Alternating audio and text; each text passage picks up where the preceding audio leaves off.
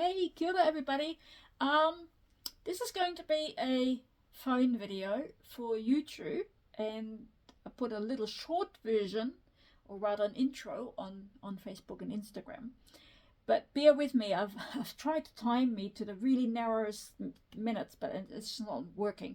So this is about hapine, softening, and there are so many questions, and sorry, I'm going off camera now. There's so many questions about this over the last couple of weeks, really, and in particular over the weekend for some reason. I don't know what happened there. And the questions keep coming. So typical questions are, what is happening? When do you do it, or when do we do it? E.g., boiling, not boiling, that sort of thing, what tools we use, and so on and so forth. So I tried to answer all those questions. Now we've had 2 bundles of just normal weaving harakeke, and yesterday I split all these, or what we split all these. Jeff helped again, and then Jeff did all the boiling of these, and that's well over 1,000 whenua here. So it doesn't look that much on the table behind me, but trust me, it is. And now the majority of people, especially if you're just starting out with raranga, you don't boil your harakeke. You start off by weaving green. You know, when you make your little konai, and or your little perhaps kitakai, or kitawhiri, and things like that, you would predominantly use green, weave it green, and so you split your harakeke, and then you hapine it, so you soften, right? And then you graduate, as it were, and then you would try your first boiling, so you hapine, and then you boil them, and then you weave them, or you dry them. Now, that is still the majority of how people do it, simply because of timing issues and also numbers.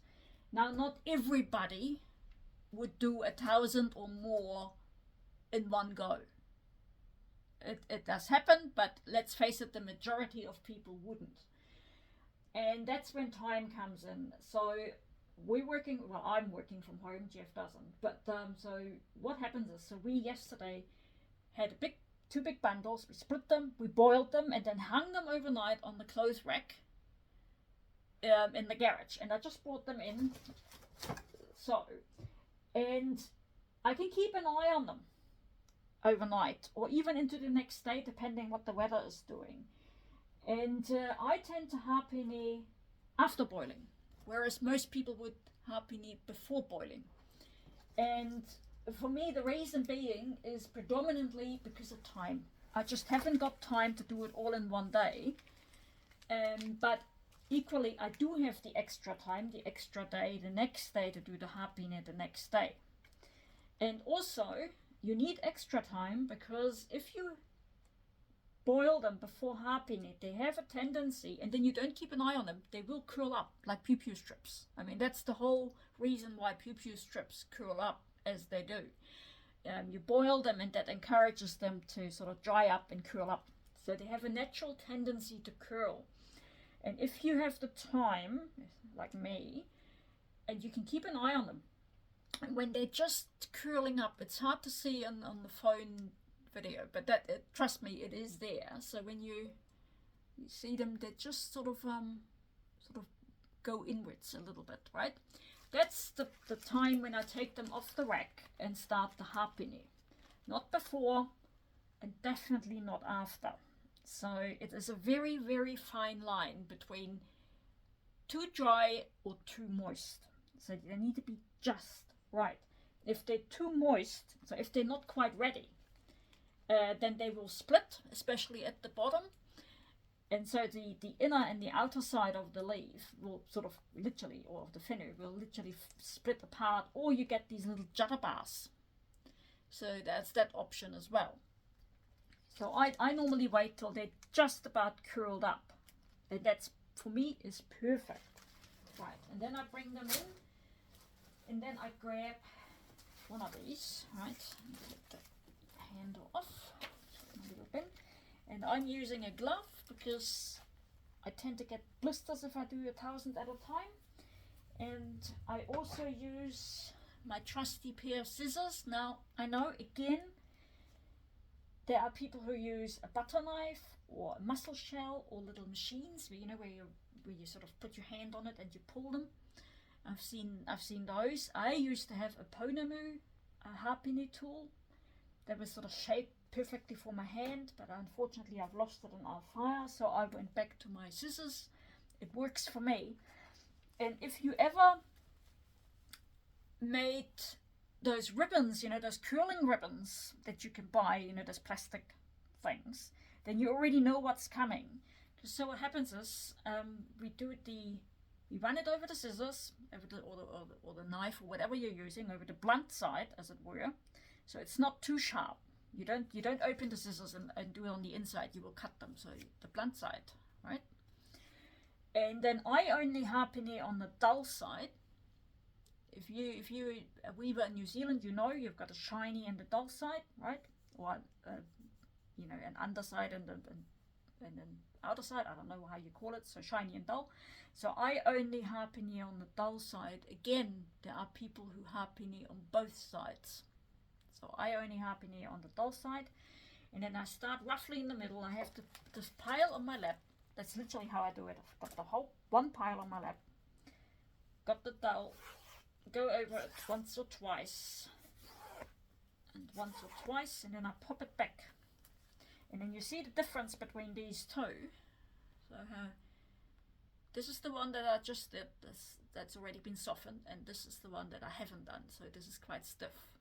So that's why you do it. You soften them. So then they're ready for weaving. I roughly start in the middle.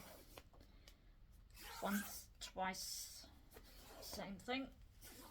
And then I pop them back. And that way I always do them bundle-wise rather than all over the floor or whatever. And I bundle them in lots of 15s. Because 15 is a good number for me. Sometimes I do 10, depending if they're really, really thick. I do 10, or if they're really short and thin, I might do more. I might do 20. It really depends. But in this instance, I do 15, because then I know, like my normal size kitty or handbag size kitty, they are 60 whenu. So if I then take 4 of these bundles, I know I've got a kitty. That's my little sort of math. It doesn't work when I do the 72 or 80, of course, but right. So once I've done all these, they need to watch me. Oops. See, that one was too wet. There was a bit of moisture coming out. So once I've done these, what I do is I bundle them right at the top. I don't tend to do this. A lot of people put them so they don't fall out. I get my knots so tight, they don't fall out. And then I hang them back on the clothes rack, I've got a special clothes racks in the garage for the pew anyway, and so I use them.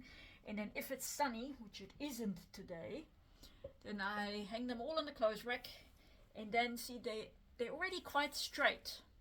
But once they hang on the clothes rack, they will get really straight when they're dry, and then I pop them when they're really dry. I've got these cardboard boxes that I've collected over the years from florists, where they get their flowers in. They're extra long and shallow, and they usually fit on, if you have a bed like ours that's got space underneath, they fit underneath. And so I lay them in their length, and then they last in those boxes for months, years on end. And if I need something for dyeing, I just grab a couple of bundles out. Also, if I happen to, which doesn't happen very often, but if I happen to harvest from one particular bush and I want to keep the whenu from that bush separate from other whenu from another bush, I very rarely do this, but it can happen for a specific project, then I will keep them in 2 different boxes. So let's say I harvest one that is really yellow and I harvest another one that's really white, or when it's dry, that is. I keep them in 2 different boxes, and that way, if I then want to combine the 2, it's easier to do. So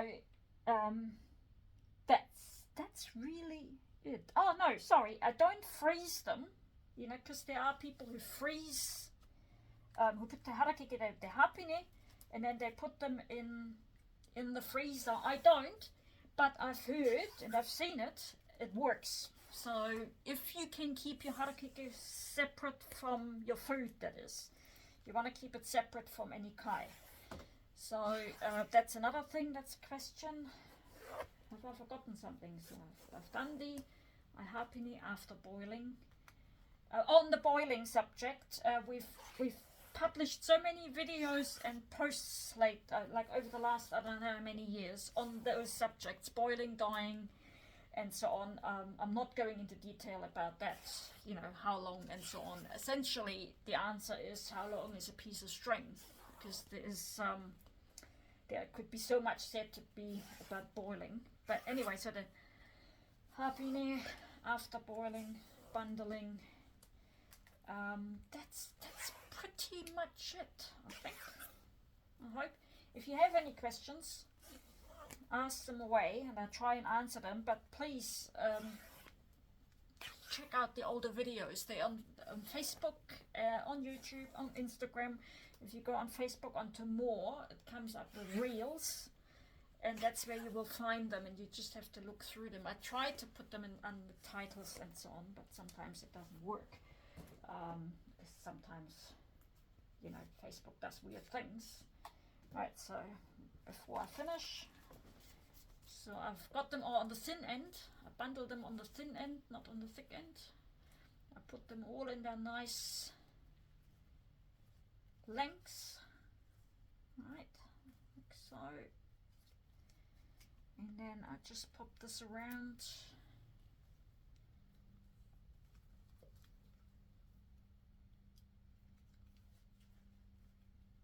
And sometimes, and it's the weekend, Jeff is here with me, that's my husband who doesn't know, and then we both sit opposite each other, and that's what we do. Like one morning, we just do hapine like this, and that's how you get through like a big pile like that much quicker if you have two people doing it. But you know, he's got a day job, so he's off to his day job, and I do this today. And then hopefully we'll do another. Try and do, you know, a couple of bundles every couple of weeks to build up stock, so when I need to make something, someone asks for it, that I have the right amount, the lengths, and so on. But that's about it on the hapine front. Happy weaving, everybody.